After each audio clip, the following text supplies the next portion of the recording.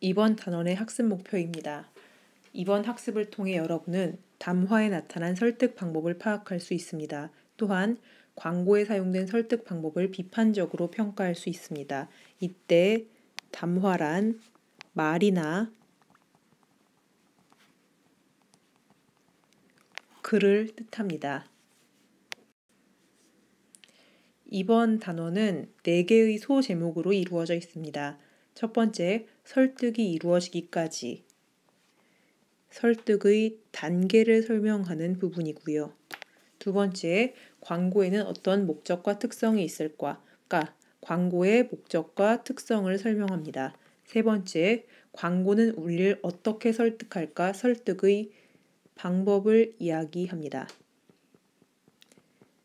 네 번째, 광고의 파도에서 중심을 잡으려면 비판적 시각을 강조하는 부분입니다.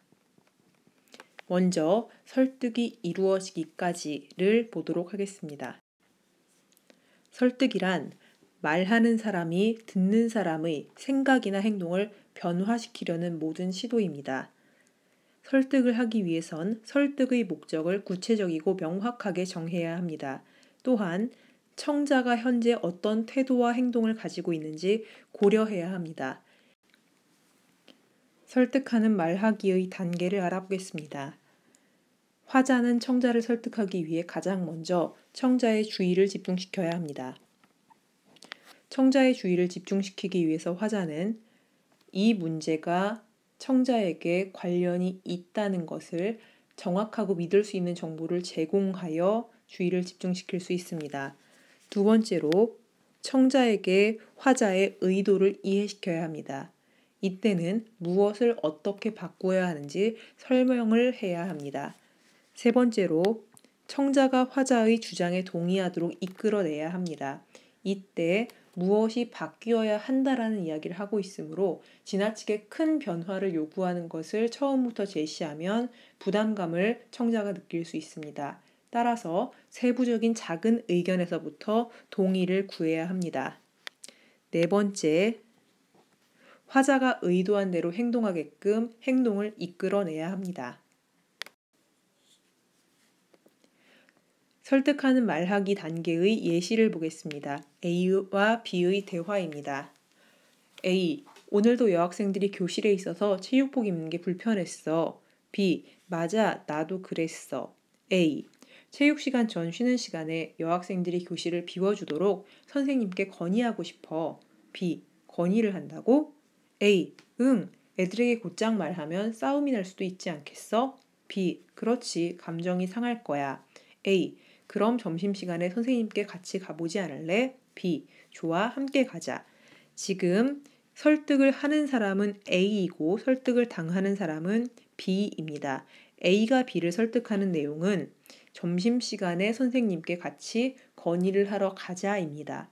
이렇게 하기 위해서 A는 여학생들이 교실에 있어서 체육복 입는 게 불편했다라는 문제를 제기하고 있습니다. 이 문제는 B와 밀접한 관련이 있기 때문에 B의 주의 집중을 끌었습니다. 그 다음 단계로는 선생님께 건의를 해야 한다라고 바꾸어야 하는 방법과 방향을 제시했습니다. 세 번째로 애들한테 곧장 말하면 싸움이 날 수 있다라는 세부적인 내용부터 B의 동의를 구했습니다. 마지막으로 선생님께 같이 가보지 않을래? 제안을 하면서 B의 행동을 이끌어내고 있습니다. 이렇게 설득이 이루어지기까지 특정한 설득 방법을 활용하는데요. 크게 3가지가 있습니다. 첫 번째, 논리적 설득, 두 번째, 감성적 설득, 세 번째, 인격적 설득입니다. 논리적 설득은 합당한 주장과 근거를 들어 청자를 설득하는 것이고, 감성적 설득은 청자의 감정과 혹은 욕구에 호소하는 행위입니다. 세 번째, 인격적 설득은 말하는 사람의 높은 도덕성과 지성에 청자가 감화되어 일어나는 설득입니다. 예를 들어 선생님께서 학생들을 조용히 시키려고 할 때 이 3가지 방법을 두루 활용할 수 있습니다. 가령 선생님이 학생들을 조용히 시키고자 논리적 설득을 하려고 한다면 첫 번째, 교칙을 근거로 들어서 현재의 학생들의 행동이 학생으로서 올바른 행동이 아님을 지적할 수 있습니다. 또한 시험이 얼마 남지 않은 상태에서 나가야 하는 진도가 많다는 점을 강조하여 논리적으로 설득할 수도 있습니다. 두 번째, 감성적 설득으로 너희들이 이렇게 떠들면 내가 너무 안 됐지 않느냐 하고 동정심의 호소를 할 수도 있고요.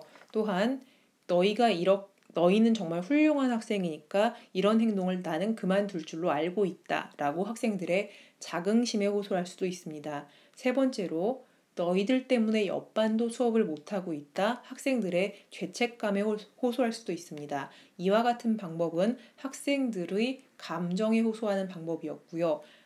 한편 청자의 욕구에 호소할 수도 있습니다. 너희들이 그만 떠든다면 나는 너희들 모두에게 사탕을 줄게 라고 먹고 싶어하는 욕구에 호소하여 설득할 수도 있습니다. 마지막으로 인격적 설득이라면 교사가 평소에 학생들에게 높은 도덕성과 지성을 보여줬을 경우 교사의 간단한 말 한마디로도 학생들이 감화받아서 하던 행동을 그만할 수 있는 것입니다. 이렇게 논리적 설득, 감성적 설득, 인격적 설득 세 가지 설득 방법이 존재합니다.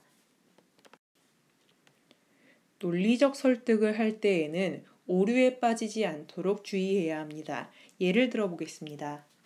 도둑들이 왕의 몸값으로 받은 7개의 보석을 나누면서 논쟁을 벌이고 있었다. 그들 중 한 사람이 자기 오른편에 있는 도둑에게 보석 2개를 건네주었고 또 왼편에 있는 도둑에게 보석 2개를 주었다. 그러면서 나는 3개를 가져야겠다고 말한다. 도둑의 주장입니다. 나는 3개를 가져야 한다. 그때 오른편에 있는 사람이 물었습니다. 왜 너는 3개를 가져야 하지? 근거를 요구했습니다. 그 근거로 제시한 것이 내가 두목이니까 라고 이야기를 했습니다. 그러자 다시 묻습니다. 아니, 어째서 당신이 두목이냐? 근거를 요구했습니다. 그러니까 내가 더 많은 보석을 가지고 있으니까 라고 근거를 제시했습니다.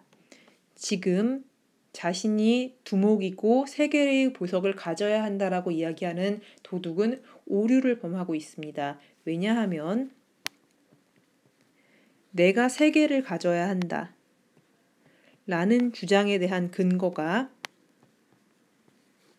내가 두목이니까 입니다. 그런데 다시 자신이 두목이라는 주장에 대한 근거가 내가 보석을 많이 갖고 있으니까로 돌아옵니다. 이렇듯 주장과 근거 사이가 다시 주장과 근거로 되풀이되는 현상, 이런 걸 순환 논증의 오류라고 합니다. 이러한 오류에 빠지게 되면 듣는 사람은 말하는 사람에게 동의할 수 없으므로 설득에 실패하게 됩니다. 광고에는 어떤 목적과 특성이 있을까? 광고에 관해 알아보겠습니다. 광고란 정보를 제공하는 것뿐만 아니라 다양한 매체를 통해 광고를 수용하는 사람들을 설득하기 위한 활동입니다. 여러분이 유념하셔야 하는 것은 다양한 매체를 통한다는 것입니다. 앞서 본 설득의 상황들은 개인 대 개인의 상황에서 설득을 하는 것이었음에 반해 광고는 대중매체, 매스미디어라고 합니다. 대중매체를 통해 설득을 합니다. 매체는 굉장히 강력한 힘을 가지고 있습니다. 매체에 따라 광고를 분류할 수 있습니다. 텔레비전 매체를 통한 광고, 라디오 매체를 통한 광고, 신문이나 잡지를 통한 광고, 인터넷 광고 등이 분류의 예입니다.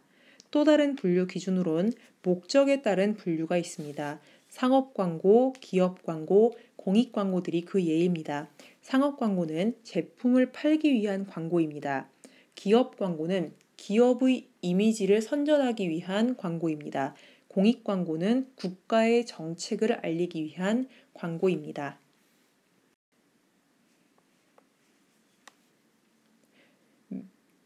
광고 매체에 따라 활용할 수 있는 구성 요소들이 제각각 다릅니다. 인쇄 매체, 잡지나 신문과 같은 인쇄 매체에선 문자, 이미지 등 시각적 요소만 사용할 수 있습니다. 반면 음성 매체, 예를 들어 라디오와 같은 음성 매체에서는 사람의 말소리, 음향 효과, 음악 등 청각적 요소만 활용할 수 있습니다. 그러나 텔레비전이나 인터넷과 같은 영상 매체는 인쇄 매체에서 사용하는 문자와 이미지, 그리고 음성 매체에서 사용하는 음성과 음악 뿐만 아니라 움직이는 영상까지 활용할 수 있습니다. 광고에서는 일반적으로 여러 가지 설득 방법을 활용합니다. 예를 들어 광고하고자 하는 대상과 관련된 사람을 활용할 수 있습니다. 유명한 스타라던가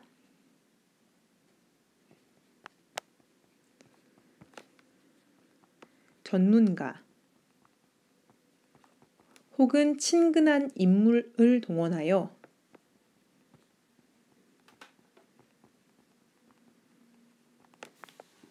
제품의 인지도를 높이고 마케팅의 효과를 얻을 수 있습니다.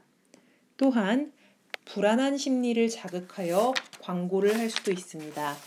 예를 들어 몇 해 전 한 커피 광고에는 카제인 나트륨 대신 우유가 들어있는 커피이다 라고 광고를 하였습니다. 이는 카제인 나트륨은 우리 몸에 나쁠 것이다 라는 사람들의 불안한 심리를 자극하는 광고였습니다.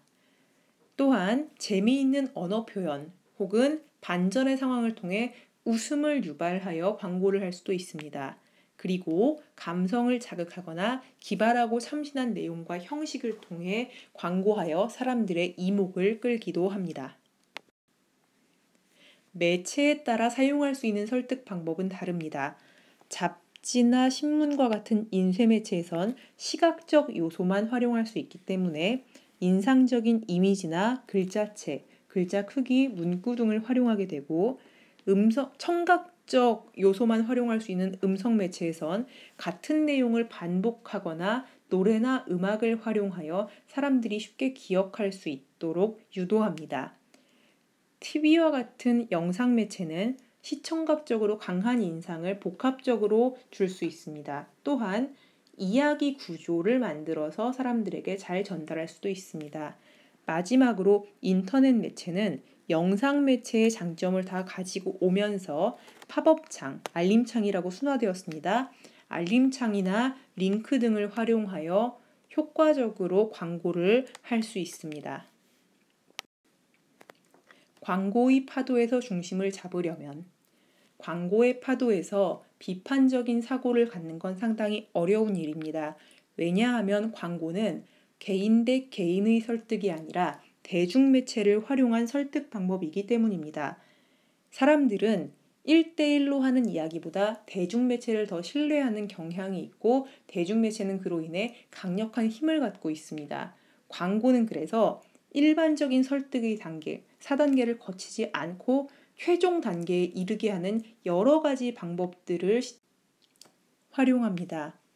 예를 들어 홈쇼핑에서는 제품에 대한 설명을 다 하기 이전에 지금 바로 전화 주세요 등의 멘트로 소비를 유도합니다. 이와 같이 광고는 합리적인 판단을 마비시켜서 소비를 촉진하는 효과, 강력한 힘을 갖기 때문에 우리는 비판적 사고를 늘 가지고 있지 않으면 합리적 선택을 하기 어렵습니다. 특히 상업적 광고는 사실을 왜곡하거나 과장하는 경우도 있기 때문에 우리는 언제나 합리적인 판단을 하기 위해 애를 써야 합니다. 광고의 파도에서 중심을 잡기 위해선 비판적 수용 방법을 실제로 잘 활용할 수 있어야 합니다. 첫 번째, 우리는 광고의 목적과 의도가 무엇인지를 파악하고 있어야 합니다. 예를 들어 아파트 광고에서 우리 아파트에 살면 행복해져요. 혹은 자동차 광고에서 잘 지내냐는 동창의 물음에 땡땡땡 자동차로 답했다.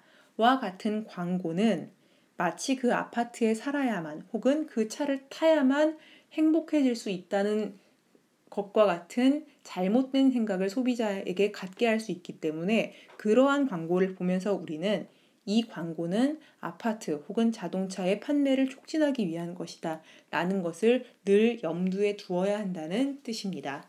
두 번째로 광고에 사용된 설득 방법이 이 광고의 목적과 부합하는지 적절한지를 판단해야 합니다.